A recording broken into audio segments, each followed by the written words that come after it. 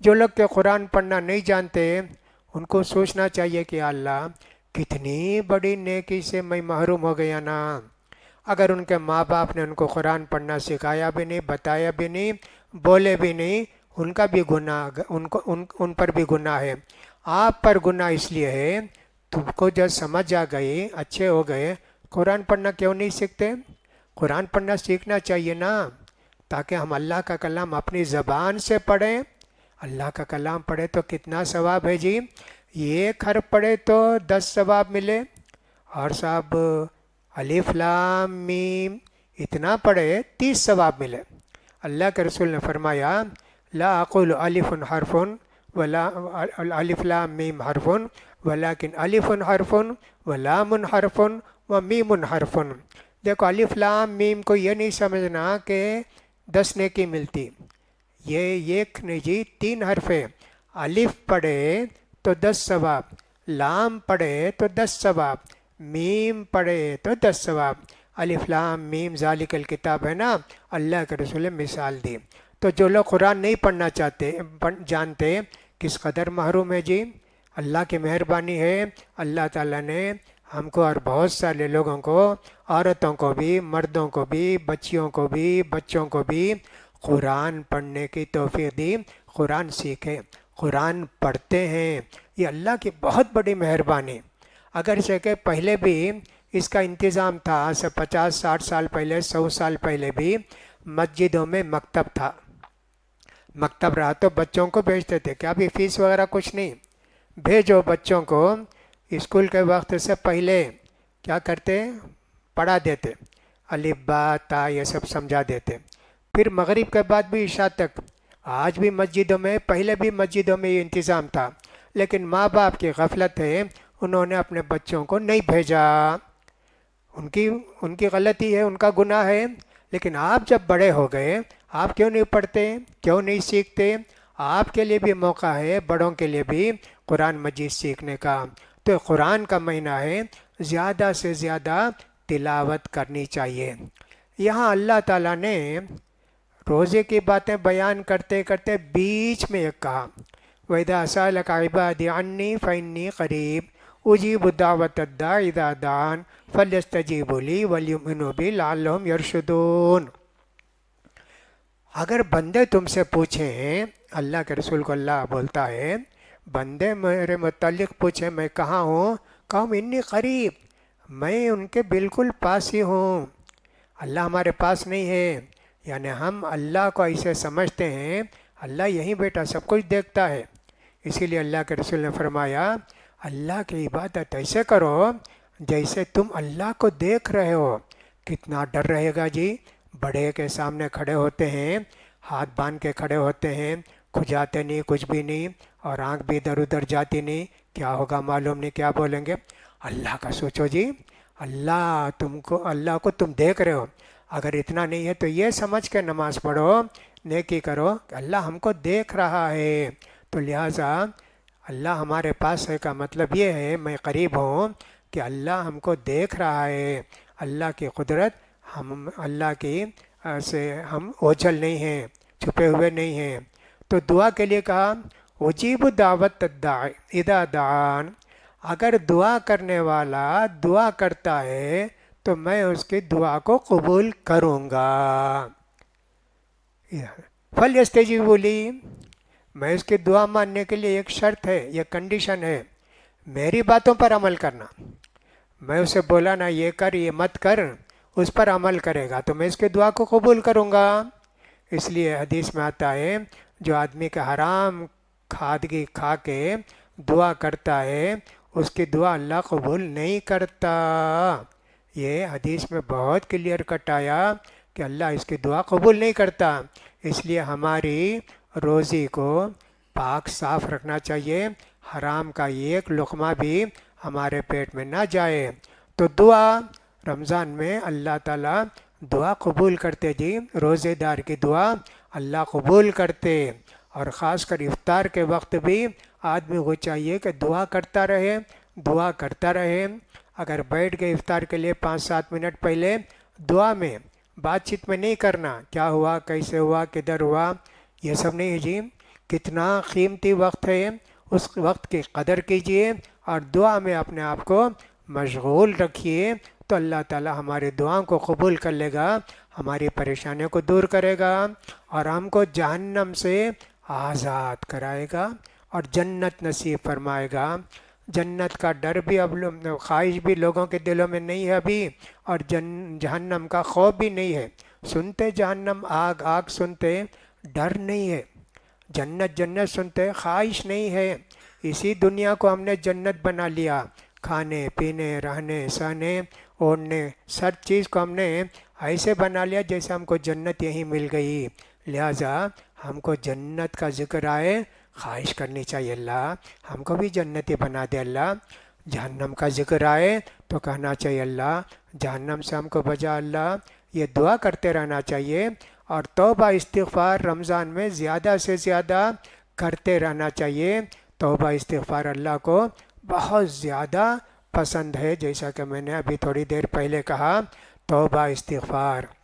ابو ہریرہ رضی اللہ تعالیٰ عنہ کہتے ہیں نبی کریم صلی اللہ علیہ وسلم سب سے زیادہ توبہ استغفار کرتے تھے، حالانکہ آپ کے سارے گناہ معاف تھے، اگلے پچھلے گناہ سب معاف تھے، لیکن استغفر اللہ ربی من کل ذنب و اتوب الیہ، یہ دعا بار بار کرتے تھے اللہ کے رسول۔ ایک مجلس میں 10-20 مرتبہ دعا کرتے تھے، استغفر اللہ ربی من کل ذنب، اللہ ہر گناہ سے میں تجھ سے معافی چاہتا ہوں یا اللہ، یہ دعا کرتے تھے۔ وَأَتُوبُ إِلَيْهِ، اللہ میں توبہ کرتا ہوں، اللہ میں تیری طرف آ گیا، ایسے دعا کرتے تھے جی۔ استغفر اللہ ربی من کل ذنب وَأَتُوبُ إِلَيْهِ، بہت دعا کرتے تھے۔ تو لہٰذا رمضان جو ہے توبہ استغفار کا مہینہ بھی ہے، دعا کا مہینہ بھی ہے، اور اسی طرح اللہ کے رسول صلی اللہ علیہ وسلم روزے دار کی فضیلتوں میں سے ایک فضیلت یہ بھی بیان کرتے ہیں، جنت کا ایک دروازہ ہے جی، اس کا نام ہے ریان۔ ریان، ریان کا مطلب ہوتا ہے خوب پی کر پیٹ بھر کر رہنے والے کو ریان کہتے ہیں۔ اس دروازے سے جو لوگ روزہ رکھیں صرف ان کو داخلہ ملے گا، دوسرے نماز کے دروازہ بھی ہے، فلاں کا دروازہ بھی ہے، لیکن وہ ایک دروازہ روزے داروں کے لیے خاص ہوگا، دوسرا جو روزہ نہیں رکھا اس کے اندر نہیں آ سکتا۔ جب روزے دار پورے ہو جائیں گے وہ دروازہ بند ہو جائے گا، دوسرا کسی کو اس میں ایڈمیشن نہیں ملے گا۔ کتنی بڑی فضیلت ہے جی۔ اور اللہ کے رسول صلی اللہ علیہ وسلم یہ بھی فرماتے ہیں، اللہ تعالیٰ کہتا ہے ہر نیکی کا بدلہ میں نے فرشتوں کو بتا دیا۔ مثلاً کوئی آدمی 100 روپیہ صدقہ کیا، بولو 700 ثواب لکھو جی، 7000 ثواب لکھو۔ 2 رکعت نفل پڑھے، اتنا ثواب لکھو جی، 100 ثواب لکھو۔ 2 رکعت فرض پڑھے، 1000 ثواب لکھو۔ فرشتوں کو سب بتا دیا، اتنا اتنا ثواب لکھو۔ لیکن روزہ کہا نہیں، وہ ثواب میں دوں گا۔ کل عمل ابن آدم لہ الا الصوم فإنہ لی وأنا اجزی بہ، ہر نیکی جو انسان کرتا ہے وہ اس کا ثواب اس کو مل جاتا ہے، مگر جو ثواب لکھ دیا جاتا ہے، مگر روزہ ہے نا اس کا ثواب لکھا نہیں جاتا، میں دوں گا۔ اللہ اکبر، کتنا بڑا ثواب ہے جی روزے کا۔ اس کا یہ مطلب نہیں کہ نماز سے زیادہ روزے کا ثواب ہے، نہیں، رمضان کا یہ خاص روزے کا ایک خاص مقام ہے، اس کو اللہ کے رسول صلی اللہ علیہ وسلم نے یہاں ذکر کیا ہے۔ لہٰذا روزے دار کے لیے کتنی بڑی خوشخبریاں حدیث کے اندر بیان کی گئی ہیں۔ یہ روزہ جو کچھ غفلت میں گزرے لوگ غفلت میں گزارے ہیں، ان کو چاہیے کہ توبہ کر کے اللہ کی طرف رجوع ہوں، پھر اللہ سے معافی چاہیں، تو اللہ تعالیٰ آئندہ ان کو توفیق دے گا روزہ رکھنے کی، تراویح پڑھنے کی اور قرآن پڑھنے کی۔ تو قرآن کا مہینہ ہے، روزے کا مہینہ ہے، تراویح کا مہینہ ہے، اور شب قدر کا بھی مہینہ ہے جو آخری عشرے میں آتی ہے۔ اتنی فضیلتیں اللہ کے رسول صلی اللہ علیہ وسلم نے ہم کو بتائی ہیں۔ ایک حدیث کے اندر اللہ کے رسول صلی اللہ علیہ وسلم فرماتے ہیں، دو چیزیں اللہ کے پاس سفارش کریں گی، دو چیزیں۔ روزہ آ کر کہے گا اللہ میں اس کو دن بھر بھوکا پیاسا رکھا، کھایا نہیں پیا نہیں، اور اپنے بیوی سے بھی الگ رہا، دوسری خواہش کی چیزیں بھی کھایا پیا نہیں، اللہ میں اس کے واسطے ریکمنڈ کرتا اللہ۔ پھر قرآن کہے گا اللہ میں اس کو رات میں سونے دیا نہیں، تراویح پڑھتا تھا، سنتا تھا، اللہ میں اس کے لیے سفارش کرتا ہوں اللہ تو میری سفارش قبول کر اللہ۔ فیشفان، اللہ تعالیٰ دونوں کی سفارش کر کے اس بندے کو معاف کر دے گا۔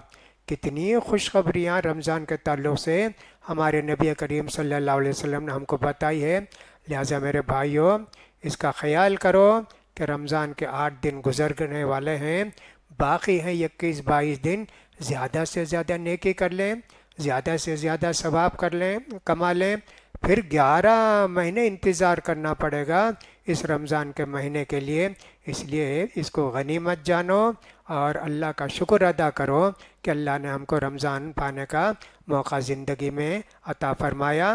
اللہ سے دعا ہے کہ اللہ تعالیٰ ہم کو بھی، آپ کو بھی، اور دنیا کے سارے مسلمانوں کو اللہ تعالیٰ نماز روزے کی توفیق نصیب فرمائے، اللہ تعالیٰ ان کی نمازوں کو روزوں کو قبول فرمائے، ان کے گناہوں کو معاف فرمائے، گناہوں سے اللہ تعالیٰ ہم سب کو بچائے، اللہ تعالیٰ ہر قسم کی پریشانی سے ہم کو بھی آپ کو بھی بچائے، اور اللہ تعالیٰ مسلمانوں پر جو آفتیں مصیبتیں آئی ہوئی ہیں اللہ تعالیٰ ان سب کو دور کرے، ان پر رحم فرمائے۔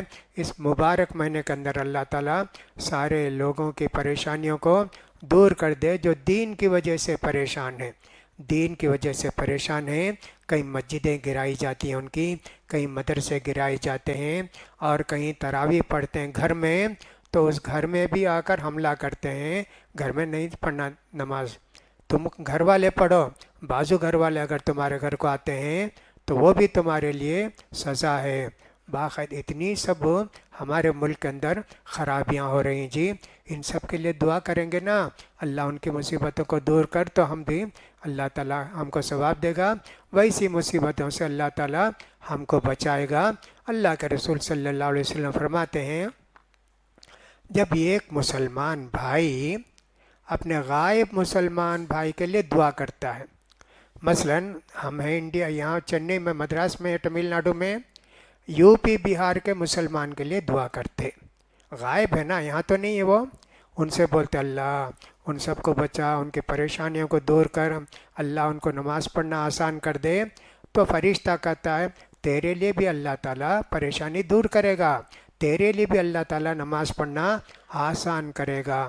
کتنا ہے جی، گھر میں نماز پڑھے تو پولیس میں باقاعدہ کمپلینٹ ہوا اور اریسٹ کر کے لے گئے، کہا کہ ایک آدمی کو 5 لاکھ روپیہ جرمانہ، 5 لاکھ روپیہ کیا کرے، تراویح پڑھے گھر میں۔